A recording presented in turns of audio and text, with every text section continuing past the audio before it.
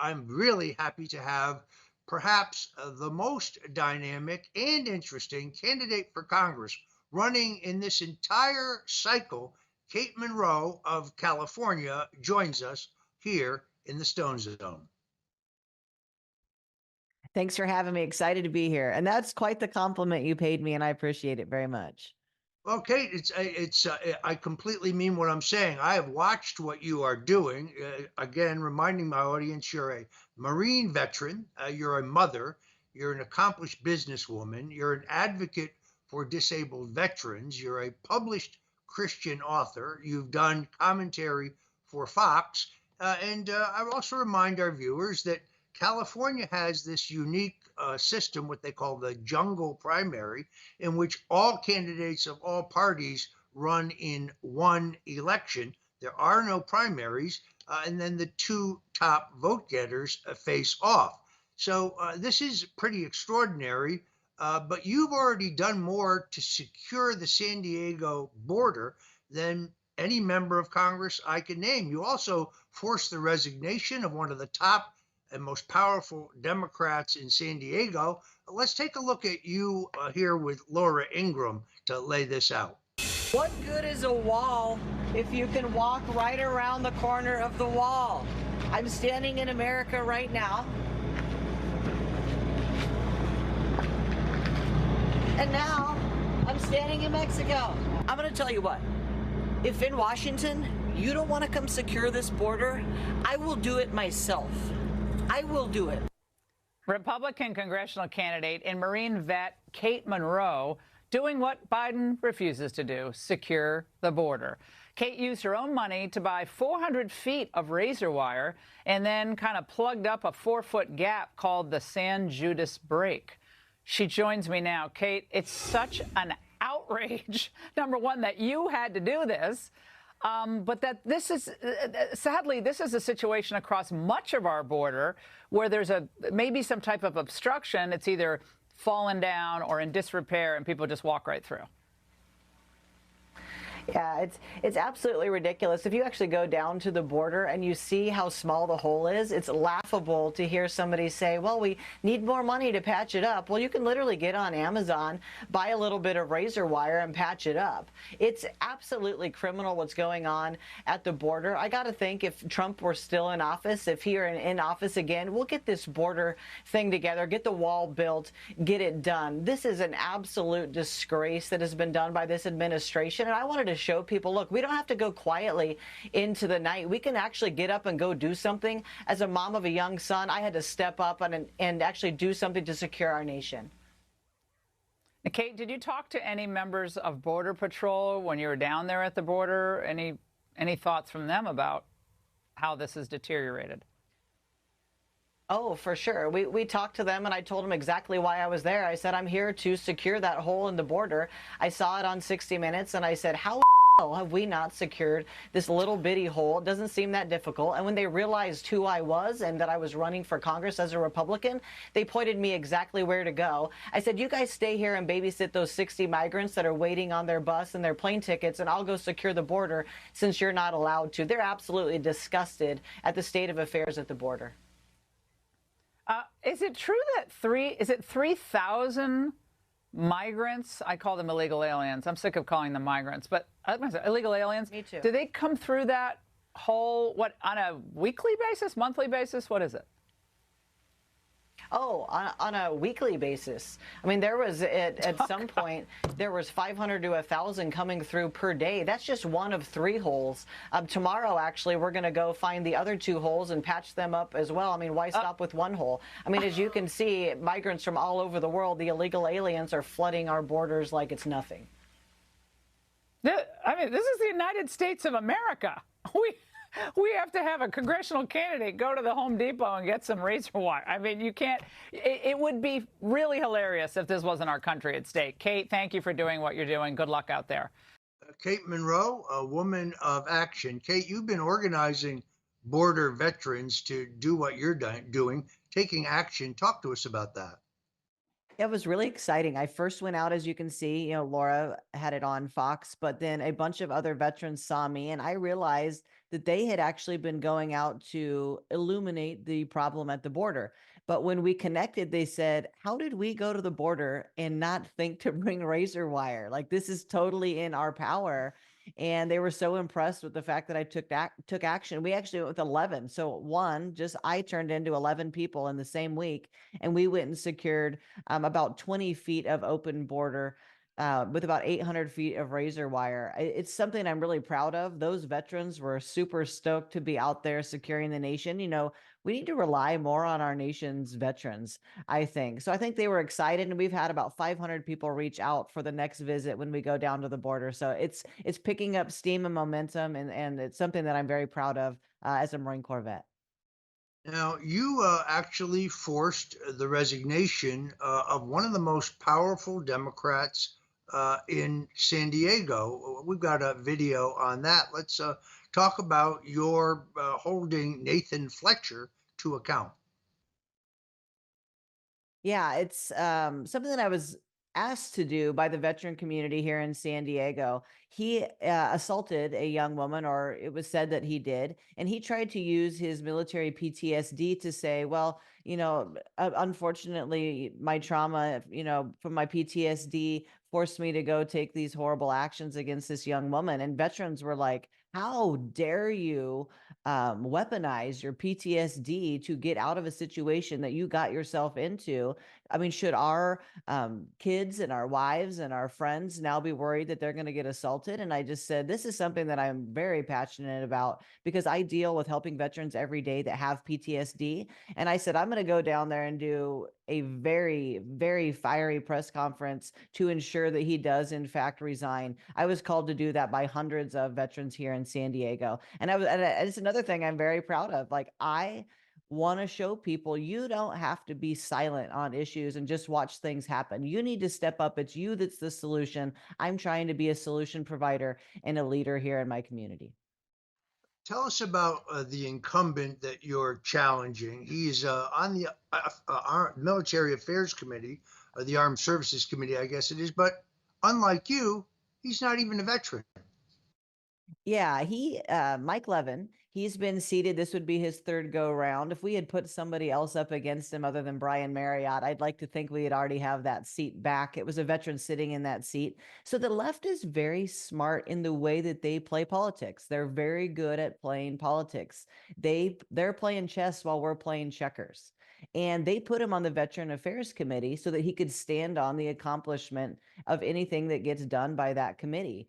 Well, good luck to you, sir, proving here in CA 49 that you're a moderate Democrat when in fact you are very far left. In fact, you are like the Biden of California. You are very far left. You vote left of Elon Omar, and there's no way that he's going to trump me on the issue of veterans. Is absolutely not going to happen. I can say, one, I am a Marine Corps veteran, so there's that. I'm the CEO of VETCOMM.us. We did more than $500 million for veterans and their families. So there's no way you're going to stand toe to toe with me on this issue. I really think it's only Kate that can unseat him. You can't just look at the primary Republican voters. Look at the general election. Who can actually unseat Mike Levin? And I'm going to tell you what, right now, it's me. Now, am I correct that this district includes Camp Pendleton, the Marine base? It does. And Camp Pendleton is the largest Marine Corps base on planet Earth. It has 60,000 members there on that base. And it's also the highest instance of veterans in the entire country. And so I think I'm going to perform very well here, on those two things. Not those two things alone, but it will certainly help me in my race. Now, Troy, do you have a question for the dynamic Kate Monroe? Absolutely. So when you did this and you went to the border and you actually sealed up, did you have a lot of I know you talked about veterans offering to help and stuff like that. Did you have a lot of common people too that reached out that were also looking to do the same thing, because it's so powerful? Oh my gosh.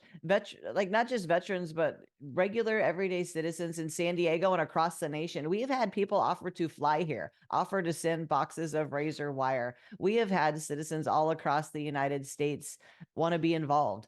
And it just goes to show you that if you go out and get something done, it's like people are so desperate for the leadership and the help. It's like striking a match in a dead forest, right? It spread like wildfire. We went viral. It's been shared millions of times. I think people are excited to learn that you, in fact, can be the solution. You yourself can go do stuff. I hope that this inspires an awakening in our country. Kate, you've also been very active on the issue of San Diego's what you call the hidden homeless. I think we have a video here from you at KUSI. Can we roll that? When you incentivize homelessness, you get more homelessness. Don't take my word for it. Listen to them. Politicians, to me, they don't even live down here, so they don't really know. So they throw money at the problem, but they kind of got to get their hands dirty to really find out what the people really need. Because we've done a good job hiding it and making our voter constituency believe that we're actually working on it, they've got away with just sweeping it under the rug. So the politicians don't want to solve the problem. They just want to cut the checks to their friends and then claim they're being compassionate. You stay classy, San Diego. And the veteran that Fox Digital interviewed, she said, you have to look at all of these individuals differently. Some have just lost their jobs, and you can easily get them off the street in housing and back in the workforce. Some are mentally ill. Some are mentally ill with drug and alcohol addictions. Some are just addicted that you cannot look at them with a broad brush, and they just keep them on the street, these governments. That's the light that Kate Monroe, who created these videos, went out, spoke to these people, really shines on this. She's the CEO of VETCOMM, a San Diego business with a nonprofit arm that helps the homeless veterans find housing and disability compensation, the things they need. A Marine Corps veteran. She did a spectacular job bringing this to our attention. And also she draws attention to the breadth of the issue across California, that it's not just San Francisco that we talk about so often. This is San Diego, that surrounding area down there, and it shows how wide the breadth of the issue is there across California. And we have highlighted it in other cities like Philadelphia and Chicago as well. If you fix the problem, these cities will no longer have these budgets, said a homeless person in Portland. There's a woman named Mary Monroe who runs a homeless veterans organization in San Diego who actually went out to talk to the community, and she's put forward a plan to deal with this, which I thought seemed so smart, and basically to designate people by why they are homeless, to start with the people that are the easiest to get off the street, which are people who've just fallen on financial hard times, then go to people with mental health issues, then drug issues. What about implementing plans like that all over the country? And I actually have a really decent solution, I think, if anybody would listen. I'm listening. Fire away. So what I think, sanction camping is the next step for people. Just banning encampments and where are they going to go? That makes no sense. We need to provide that solution. I'm a Marine Corps veteran, so I know that we could easily build a beautiful, call it home sweet home. We could provide them 6 pillars that they need, which would be, it would be sanctioned, it would be sanitary, which they don't have now, it would be safe, which they don't have now, secure, they would have sustenance, and services. If you build infrastructure around them, the military can build huge infrastructure for thousands of people in less than 3 days. I think that we could do that here in San Diego for a tenth of the cost that we're going to spend on these hotels, because my feeling is, transition without transformation is an absolute nightmare, waste of time, energy, and taxpayer dollars. Speaking of taxpayer dollars, boy, the homeless industrial complex really makes money off of this problem with huge salaries to the executive. And to your point, Kate, the homeless are still out on the streets not getting the help that they need. Hopefully people like you bring down that homeless industrial complex, because this is really taking a toll not just on residents of San Diego, but residents in every city, in every country in our great country. Kate Monroe, keep it up. Thank you. I know that, this whole thing is about solutions. Yes. Can you give us an idea of what solutions you recommend? The solution I recommend is something I've kind of been nicknaming Home Sweet Homeless. And we need to do sanction camping in San Diego. there's so much open land. There's a lot of defunct KOA campgrounds. If we got everybody in one place, we bucketize them, we could get, all the people into this transitionary housing who want jobs, get them gone first. The next batch, we can get them into rehab. We can get them all of the health services that they need and get them going. But putting them in Balboa Park is It's not safe for our public. It's not safe for them. Putting them in hotels is just going to lead to their suicide. Those two are not the answer. And moving them anywhere under California law is going to be a very tough ordeal. Very but, difficult. Great work on your part, Kate Monroe. Thank you for coming in. Best of luck to you. Appreciate you. Kate, I want to go to you. Is it any better in San Diego? No, it's absolutely not any better here in San Diego because all of the mayors of all of the cities have the same philosophy. You know, as you said previously, we spend a lot of money on the problem. We spend very little of it, though, on the solution. There's not enough stick and carrot. There's not enough teeth in the adjudication of what you were supposed to be doing when you are homeless, and there's not enough incentive for them to go there. They may go there temporarily. They're coming right back. You know, when I was in San Diego, it was very unsafe for us. A friend of mine, Kevin Dahlgren, got beat up after us being out of the car for 4 minutes. So, no, it is not any better here in San Diego. So can you explain what you mean by the stick and carrot to our audience? Yeah, the stick and carrot, I mean, really all there is right now is a carrot. Here's some food, here's some drugs. We're going to let you live your lawless life on the street. There's just a bunch of carrots. It's basically do whatever you want to do. It's the Wild West. There is no stick, though, because we don't actually have the budget, the space in any of the jails, the police being allowed to actually do their jobs. And so there really is no stick. And without the two of them working in unison, you're not going to solve this problem. Yeah. On this 4th of July, I hope for better for California and that the leaders get their acts together because you guys deserve better, and everyone else in California deserves better as well. Thank you so much for joining the program tonight. Folks, if you're just tuning in, we're talking to Kate Monroe. She is the only military veteran running for Congress in the 49th District of California. She's challenging Mike Levin, who poses as a moderate but votes the far left progressive agenda. If elected, Kate Monroe would be the first woman Marine veteran elected to the U.S. Congress. She would oversee Camp Pendleton, which is in her district. She is also, as you can see, a woman of action. Kate, you've already put together legislation even before getting elected to Congress to bring really substantial reform. Tell us about that. Yeah, so in looking at the recruiting crisis we have here in our nation, we only doubled down on making it harder to get young kids in by making college free, right? That is the worst possible thing that we could have done for recruiting because any of the kids that would have gone in for that particular reason are now saying, I'll just go do something easier. I'll just go to college for free or not even go to college. And so I was looking at this issue and I said, what would be a better thing? Like, what do kids nowadays want to do? Well, they want to be entrepreneurial. They want to be young CEOs or trying to be influencers. So I said, what if we could pivot and use those GI Bill funds to start a business?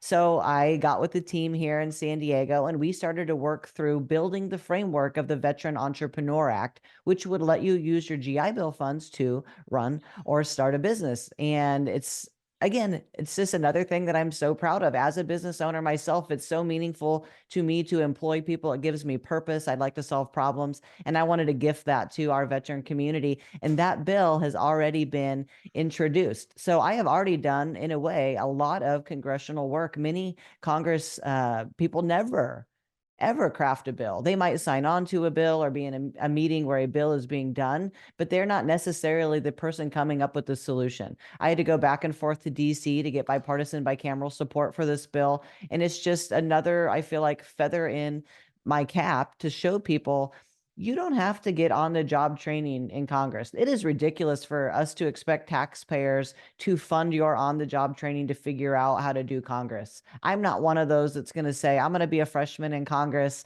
and I'll figure it out when I get there. I've already figured it out. I can go to work on day one and do the work today. That's who you need to be voting for. Now, Kate, you have also very strongly and very boldly endorsed Donald Trump for president. How does that play in your district? Well, how do people react to that? Well, I think it's a misconception that here in California, it's an entirely blue state. It's actually 50-50 voter reg. And I think it will inspire more of the Republicans to turn out. I also think it bodes well for me because everyone who does like Trump is going to see that clearly I'm on Team Trump as well. But what I really am is on the team of when we were safer, when we were richer, when our country was in a better spot. And I don't necessarily think it's me just going like, hey, vote for Trump. It's, hey, look back, get in the time machine. Remember when you were safer, had more money in your bank account, when gas was cheaper, just when the country was running better, when we were not facing 3 world wars. That's what I want to challenge people with. I also am not a lukewarm person. If you ask Kate a question, you're going to get an answer. And when people say, are you going to vote for Trump? I say, I absolutely am. And so are you. Let's stop playing pretends out here in America. Kate, I think most people know that running for Congress is an extraordinarily expensive endeavor. Media is expensive.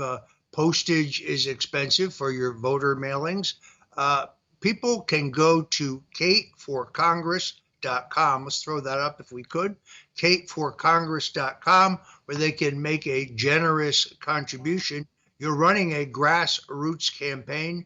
Well, I think it was Jess Unruh, the late Speaker of the California Assembly, who said, money is the mother's milk of politics. So, folks, if you like what you see and hear from Kate Monroe, a bold, extraordinary candidate for Congress, someone who is tackling the illegal migrant issue, the abuse of our veterans, as well as the homeless crisis in San Diego. Interestingly enough, homelessness in San Diego has dropped dramatically since Kate Monroe took the lead on this issue. So please go to kateforcongress.com. There it is again, and make a generous contribution. Also, if you're interested in her efforts at the border, you can go to bordervets.org, and you can join Kate Monroe in that citizen effort to secure our border. I've interviewed a lot of congressional candidates here at the Stone Zone. I have many people asking for endorsements. I have never seen a more dynamic candidate nor a more dynamic campaign than that being run by Kate Monroe. She has an excellent chance to win this seat. Her opponent, Mike Levin, poses as something he's not. I think this is going to be a red victory on election night. Troy, do you have a final question for Kate Monroe? Yes. Going into this, election, I think people are really having a lot of problems monetarily. They don't have a lot of money, and they go into the store. Things have gotten so expensive. If you were elected to Congress, what's going to be your angle in attacking the inflation that's gotten so out of control? I'm actually so glad you brought this up because it's another solution I've been working on. I've been crafting legislation called the Performance-Based Funding Act. I don't think it's good for our nation to pay and pray and hope problems are fixed, because that's what we do now. That's how you have the homeless industrial complex, right? The worse you do fixing homelessness, the more money you get. So I think every single dollar should, one, be accounted for, but two, be given out in stages. You would realize that most of the funding that goes out wouldn't go past payment number one, because those that are in most of these things like fixing homelessness don't actually do it. I think performance-based funding would help tremendously. One, it would stop and cut a ton of waste. Waste is the reason that you see everything being more expensive. You have to keep taxing people to death if you don't spend their money appropriately. That is legislation that I want to put forth, and I would like it to be tacked on to every single federal nickel, whether it be in grant money or otherwise. All right, I'm afraid we have to leave it there. Kate Monroe, dynamic, extraordinary candidate for Congress. Great honor to have you with us today. Again, kateforcongress.com, kateforcongress.com. Please send a generous contribution. This is participatory democracy in a constitutional republic, and Kate needs your support to push on to victory. Kate Monroe, thank you so much for joining us here today. Thank you for having me. Zone. I appreciate it. Delighted to see you again.